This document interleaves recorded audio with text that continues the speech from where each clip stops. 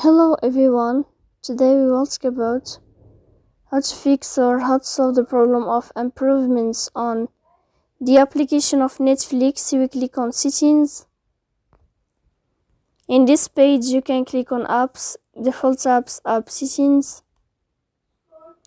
On above you can search on Netflix and you will enter here.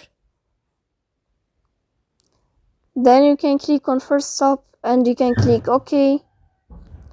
After that, you'll enter to the window of storage. Here you can click on clear cache. Don't click clear data because that can delete your account. In the end, you can turn off your phone and you can turn on your phone again. So please don't forget to support us by like and subscribe. See you next time in another video and thank you for your attention.